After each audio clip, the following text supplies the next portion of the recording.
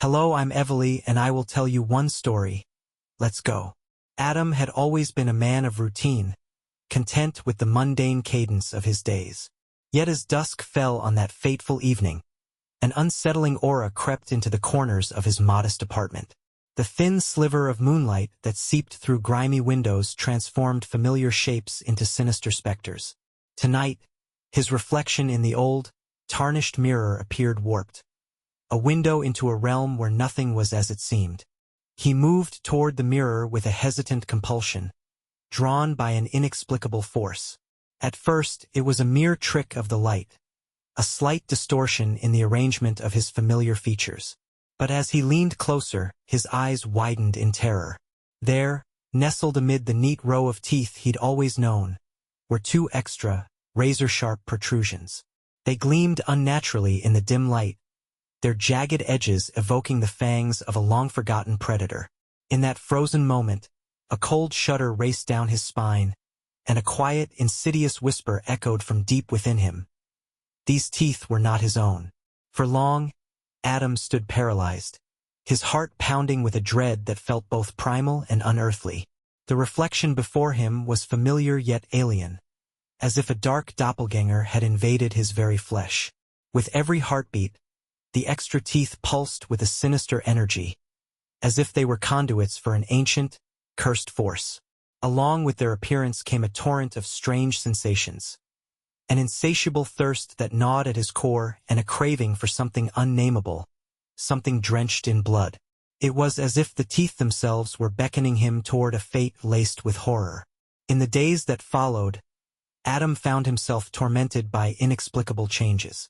His nights were invaded by nightmares, a mosaic of brutal violence, surreal landscapes soaked in crimson, and whispers of forbidden rituals echoing in desolate cathedrals. Each morning, the mirror confirmed his growing horror. The extra teeth had become ever more pronounced, exuding an almost palpable malevolence. Alongside this transformation, a dark desire began to take root within him, a yearning to surrender to the primal, bloody hunger that seemed to emanate from those alien fangs. Determined to understand his curse, Adam scoured every scrap of forbidden lore he could find. His search led him to a decrepit, dust-choked bookstore on the outskirts of town, where the air was thick with secrets and decay. In a forgotten alcove, bound in cracked leather and adorned with cryptic symbols, he discovered an ancient diary. The fragile pages recounted the legend of the abyssal gaze, a cursed mirror said to imprison a malevolent spirit. According to the diary, this spirit could bestow unnatural powers upon its host at an excruciating cost. The extra teeth were described not as a random mutation but as a physical manifestation of a dark pact, a sign that the spirit was seeping into the host's very soul, awakening a hunger for life's essence. Adam's hands trembled as he devoured the faded words. The diary warned that once the spirit took hold, the host would be driven by a thirst for blood and an insidious desire to complete an ancient, unholy ritual. The instructions were veiled in cryptic verse and demanded a sacrifice of unimaginable magnitude. Even as rationality screamed for him to reject this accursed legacy, the growing allure of the darkness proved irresistible. The mirror, once an inert object of vanity, now seemed a living entity, a window through which an eldritch horror had invaded his world. That fateful night, as a violent storm raged outside and the winds battered the fragile walls of his apartment, an eerie sequence of events unfolded. A series of deliberate knocks shattered the oppressive silence, a sound as measured as it was menacing. Each knock resonated like the tolling of a death knell in the dim corridor outside. With mounting dread and a morbid curiosity he could scarcely comprehend, Adam approached his door. The hall beyond was a chasm of darkness, punctuated only by the erratic glow of failing street lamps. Hesitant and trembling, he peered through the peephole, only to find an empty passage cloaked in shadows. Yet the insistent knocking persisted, as if urging him to confront an unknown terror. As his trembling hand reached for the cold doorknob, an icy gust swept in, snuffing out the fragile light and plunging the corridor into inky blackness. In that suffocating dark, Adam sensed an unseen presence, a silent, hungry entity waiting just beyond the threshold. The air grew thick with the scent of decay, and with each pulse of his racing heart, the realization dawned on him. The mirror's curse had begun to seep into every crevice of his life. A barely audible whisper slithered into his ear. A promise of endless torment and a destiny writ in blood. In a moment of paralyzing terror, he found himself glancing back at the mirror, desperate for reassurance in its warped reflection. Instead, he only saw his own eyes, now flickering with an unnatural gleam, and the extra teeth seemed to pulse in silent, mocking approval. Standing in that moment of chilling uncertainty, Adam felt the heavy weight of destiny upon him. Every fiber of his being trembled with the realization that the curse was not a fleeting anomaly but an ancient, insidious force that had claimed him. The mirror's malevolent gaze followed him as he took his first step into the darkened hallway, each footstep echoing the pounding of a doomed heart. Outside, the storm raged with a fury that mirrored his inner tumult, as if nature itself conspired to herald the arrival of something unspeakably grim. In the distance, a faint cry resonated, a sound hinting at lost souls and unfulfilled vengeance. With the cursed mirror looming in his mind and spectral echoes drawing him deeper into the unknown, Adam knew that his path was fraught with horrors beyond mortal comprehension. In that singular, shattering moment, the boundary between man and monster dissolved entirely, leaving behind only the grim promise of a fate sealed in shadows and blood. Adam staggered into the oppressive darkness of his corridor, his senses overwhelmed by the interplay of dread and an inexplicable, primal hunger. Every step echoed against the peeling wallpaper, and every shadow seemed to writhe with unspoken malice.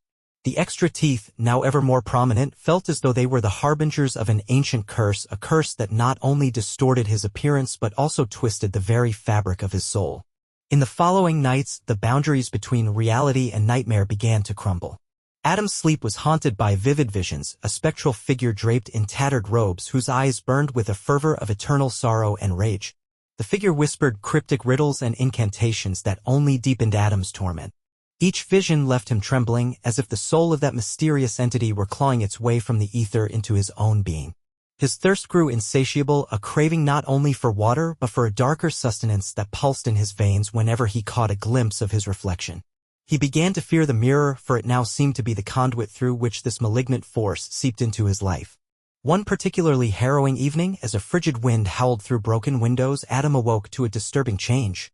His apartment, once a modest sanctuary, had transformed into a macabre gallery of horrors. The walls were smeared with dark, viscous stains that resembled dried blood.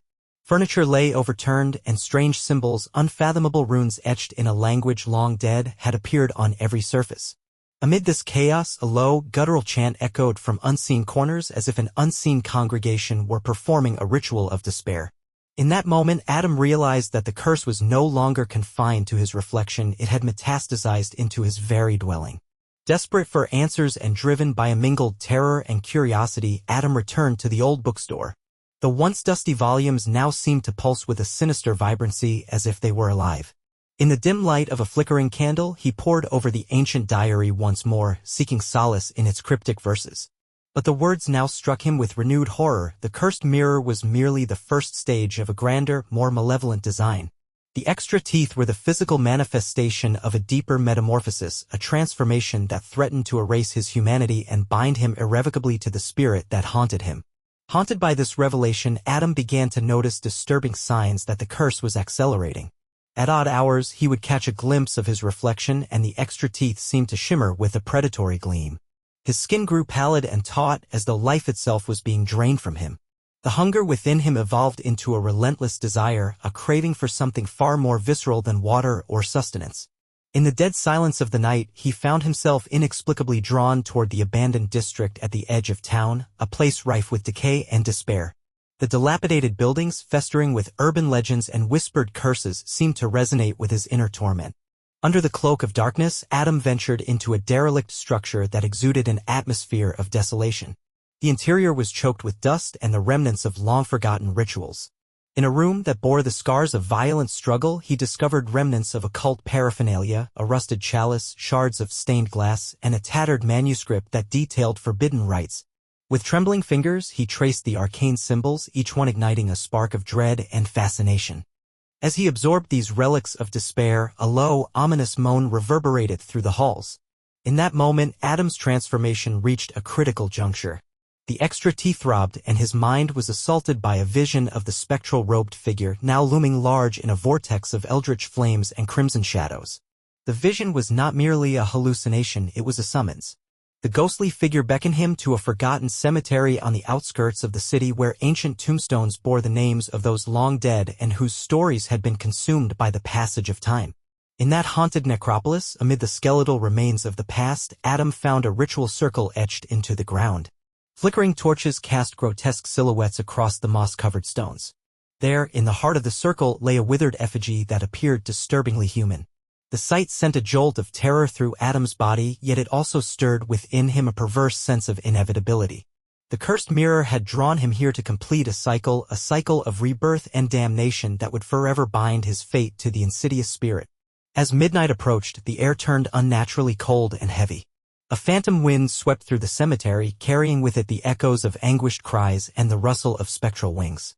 The robed figure materialized before Adam, its eyes filled with an unholy light.